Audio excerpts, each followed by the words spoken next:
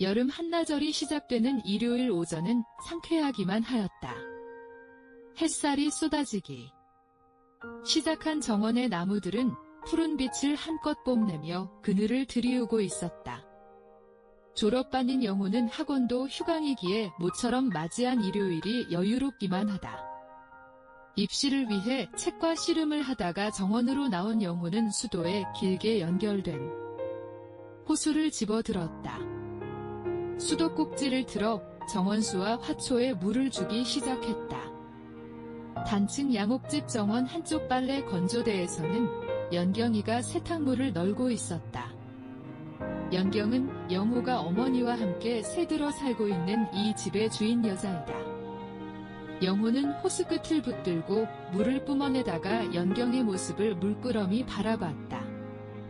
그는 사춘기가 지날 시기이지만 한창 여자에 대한 호기심이 많아질 나이였다. 연경이 움직일 때마다 치맛자락을 나풀거리는 성숙한 여인을 영호는 넋을 잃고 바라봤다. 나이 30이 가까워지는 그녀는 아이가 없어서인지 아직도 처녀같이 나긋한 몸매를 지니고 있어 매력이 넘쳤다. 빨래를 넣느라고 팔을 올릴 때마다 짧은 티셔츠가 올라가고 연경의 잘록하게 드러나는 허리의 뽀얀 피부가 선정적으로 나타났다. 호스를 들고 서 있는 영호는 자신도 모르게 마른 침을 꿀꺽 삼켰다. 그때 누군가의 외침이 들렸다.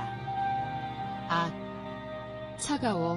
정신없이 연경의 모습을 바라보던 영호가 소리나는 방향을 돌아보고 겁이 덜컥 났다.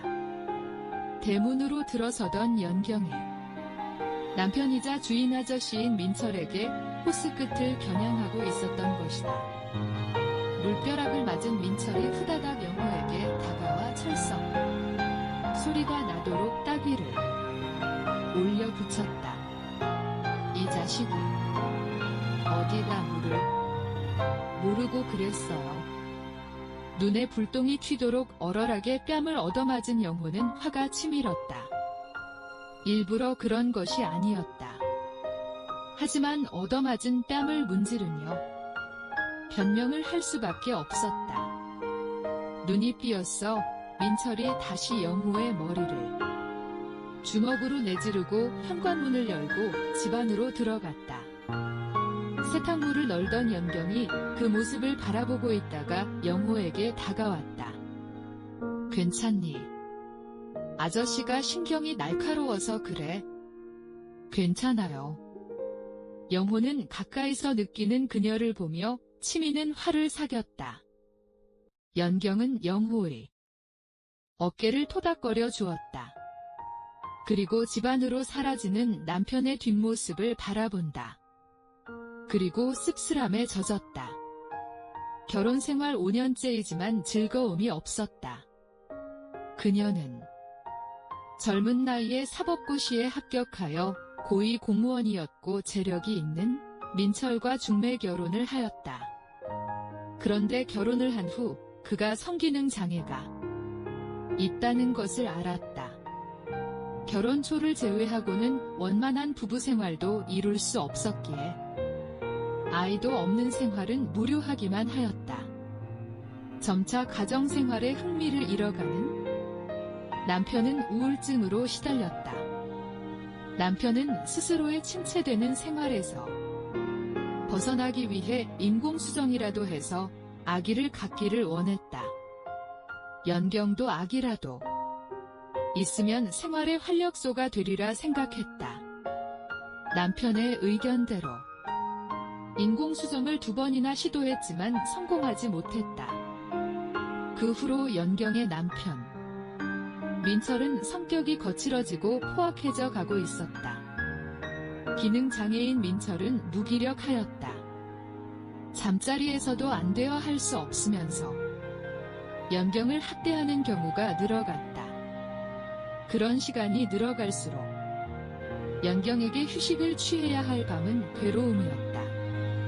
침울한 표정을 지은 연경이 남편의 뒤를 따라 현관문을 열고 사라졌다.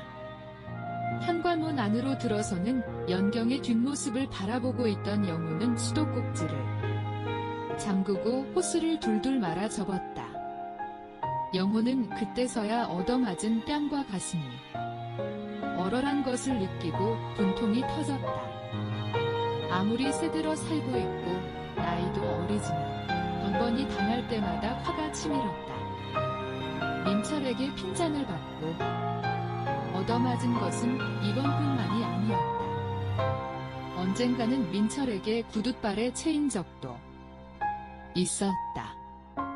그날은 연경을 돕고 싶어서 정원을 빗자루로 쓸고 있었는데 민철이 지나갔다. 영호는 무심코 민철의 구두 위로 쓰레질을 하였다.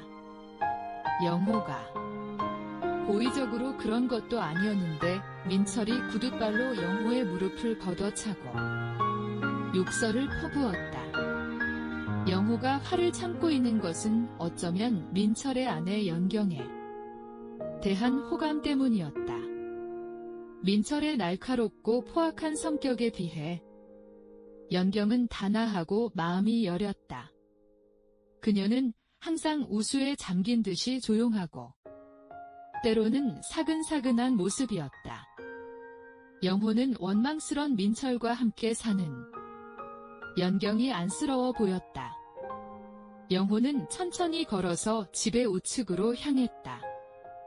그가 새들어 사는 집은 주인집과 한 지붕 밑이었는데 입구가 다를 뿐이었다. 집 안으로 들어온 그는 책상 앞에 앉았다. 의상실을 운영하는 어머니가 가게로 나가고 집안에는 그 혼자뿐이었다.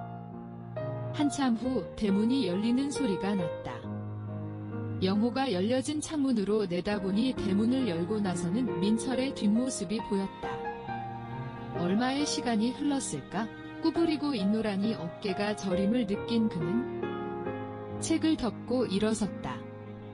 집안은 텅 빈 것처럼 조용하기만 하였다. 답답하여 바람이 산들거리는 정원으로 나왔다. 건조대에 널린 세탁물이 바람에 나부꼈다. 여자의 옷이 시야에 들어왔다. 공연히 연경의 몸매를 상상하며 묘한 충동에 사로잡힌다. 영호는 나무 그늘에 서서 주인집을 바라봤다. 영호는 어머니가 가게에 나가고 나면 혼자 남아 공부를 하거나 집안을 배회한다. 간혹 시선이 마주치면 식사를 같이 하자면서 불러주는 연경을 고맙게 느끼고 있었다. 그러나 영호의 관심은 다른 곳에 있었다. 이성에 대한 호기심이 깊어가는 영호는 매력이 흠씬 풍겨나는 연경의 몸매를 슬금슬금 훔쳐보곤 한다. 요즘 영호의 관심은 연경에게 쏠려 있었다. 공부를 하다가도 연경의 모습을 보고 싶어 정원으로 튀어나오기를 반복한다. 그런데 남편 민철의 구박을 받은 영호를 감싸주던 연경의 모습이 보이지 않았다. 의아심을 느낀 영호는 열려있는 주인집 거실 창문으로 다가갔다. 창문 안을 들여다보았으나 거실 안에는 인기척이 없었다. 머뭇거리다가 열려진 주인집 현관문 안으로 들어섰다. 거실 안은 쥐죽은 듯 고요하였다. 거실로 들어가 보니 방문들도 모두 열려 있었다. 영호는 열려있는 침실 안을 기웃거리다가 눈을 휘둥그렇게 떴다. 침대 위에는 연경이 누워서 잠들어 있었는데 모습이 드러나 있었다. 영호의 심장이 고장난 모터처럼 덜컹거렸다. 거실을 나오려는 마음과는 다르게 영호의 발걸음은 자신도 모르게 침실 안을 향해 들어서고 있었다. 영호는 한동안 옆에 서서 연경을 내려다보았다. 그 순간 연경이 꿈틀거렸다. 영호는 흠칫하였다. 그녀가 깨어난 것으로 알고 멈추었다. 여보. 그러지 마. 그녀가 잠에서 깨어난 것이 아니라 잠꼬대를 한 것이다. 그녀는 꿈을 꾸고 있었다. 어젯밤에도 남편에게 시달림만을 받았던 그녀는 피곤해서 잠들어 있었다. 잠꼬대를 한 그녀는 다시 내 활개를 펴고 고개를 떨어뜨렸다. 영호는 그녀가 깨어난 것이 아니라 꿈을 꾸고 있었다는 것을 알았다. 하지마, 여보. 그녀가 다시 잠꼬대를 하며 뒤척거렸다. 마른 침을 꿀꺽 삼킨 영호는 그녀가 깨어나지 않는 것이 다행이라고 생각하며 용기를 얻었다. 연경은 꿈을 꾸고 있다고 생각했다. 그런데 이상하다고 느꼈다. 말도 안 되는 일이었다. 눈을 번쩍 뜬 그녀는 경악을 금치 못했다. 넌 영호. 안 돼. 난 아줌마를 좋아해. 용서해주세요. 영호야. 난 몰라. 아줌마가 너무 좋아요.